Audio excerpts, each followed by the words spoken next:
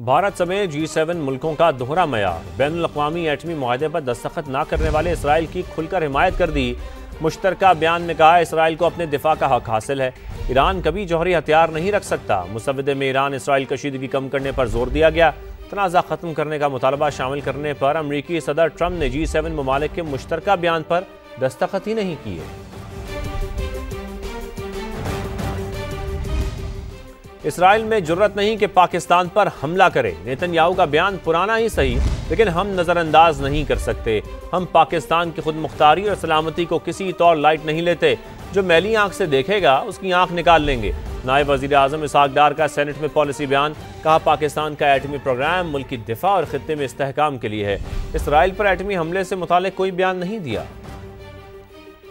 13 जून के बाद बेपनाह झूठी खबरें फैलाई जा रही हैं। Israel dare not to look at Pakistan. Pakistan में इतनी कुव्वत है कि हम किसी भी ऐसी मैला फाइटी अगर किसी की होगी तो उसको इनका जवाब पत्थर से दिया जाएगा। We are all the armed forces are fully alert. Latest इंट्रीग हुई है इसी सोशल मीडिया के हवाले से ईरान के एक जनरल्स को कोट करके कि जी पाकिस्तान ने ये कहा है कि अगर इसराइल ने हमारे ऊपर न्यूक अटैक किया तो पाकिस्तान इसराइल के ऊपर न्यूक्लियर हमला कर देगा। ये गैर जिम्मेदाराना और इतनी झूठी खबर है। पाकिस्तान की स्टेटेड पॉलिसी है। It is hour for the purpose of self defence. ये हमारा डिटरेंस है। इस रीजन में अमन के लिए, इस रीजन में सिक्योरिटी के लिए ये जरूरी था। NPT के नॉन प्रोलिफरेशन ट्रीटी की हमने सिग्नेटरी नहीं है, क्योंकि हमारी ये कंडीशन उस वक्त से 1998 से है कि इंडिया भी साइन करेगा तो हम करेंगे। तो ना इंडिया ने किया ना हमने किया, और इसराइल ने भी नहीं किया हुआ। लेकिन nuclear installation, whether you are member of NPT और not member, it is a serious crime to attack. International law की वायलेशन है कि आप न्यूक्लियर फैसिलिटीज पे, क्योंकि उसके जो कॉन्सिक्वेंशियल नुकसान हो सकता है,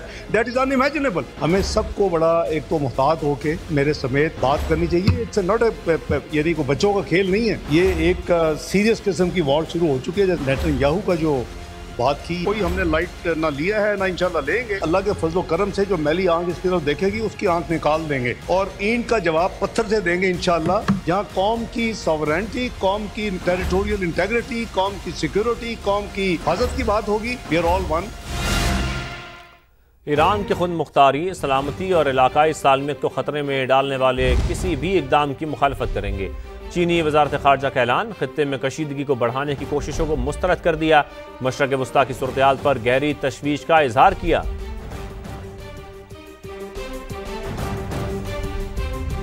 इसराइली हमलों के खिलाफ मुकम्मल हिमायत। ईरानी पार्लियामेंट शुक्रिया पाकिस्तान के नारों से गूंज उठी। सदर मसूद पेज़ेश्कियान की तकरीर के दौरान अरकान ने पाकिस्तान शुक्रिया के नारे लगाए। वज़ीर आज़म शहबाज शरीफ ने इसराइली जारियत को अक़वाम मुत्तहिदा के चार्टर और बैनुल-अक़वामी क़वानीन की खुली खिलाफ वर्जी करार दे दिया। इस्लामाबाद में मेरीटाइम एक्सपो के दौरान पाकिस्तान में ईरानी सफ़ीर रज़ा अमीर से मुलाकात में वज़ीर आज़म ने इसराइली जारियत की शदीद मज़म्मत की। ईरानी अवाम के साथ भरपूर यकजहती का इजहार किया।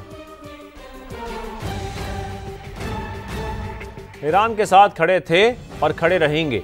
सदर नून लीग नवाज शरीफ कहते हैं पाकिस्तान की खुशनसीबी है कि हम एटमी क़ुव्वत हैं। ईरान पर हमला करना कौन सी इंसानियत है?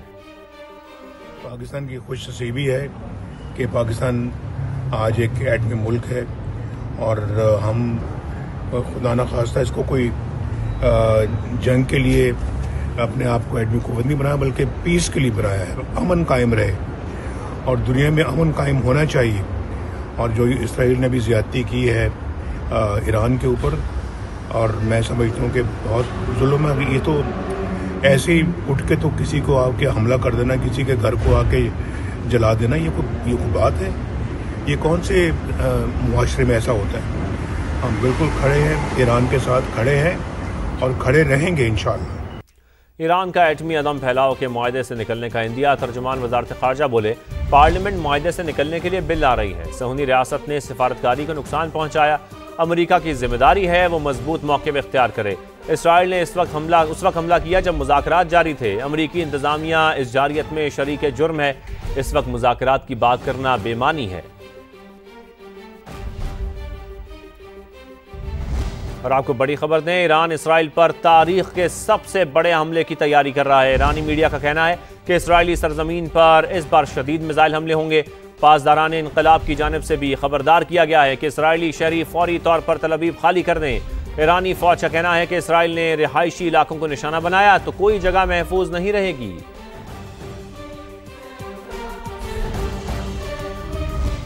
ईरान में फैले मोसाद नेटवर्क के खिलाफ क्रैकडाउन, एक इसराइली जासूस को फांसी दे दी गई। तेहरान में सहूनी एजेंटों की कायम करदा ड्रोन फैक्ट्री भी पकड़ी गई। 200 किलोग्राम धमाका खेज मवाद कब्जे में ले लिया गया। गुज़श्ता रोज 2 इसराइली जासूसों के कब्जे से 23 ड्रोन्स पकड़े गए थे।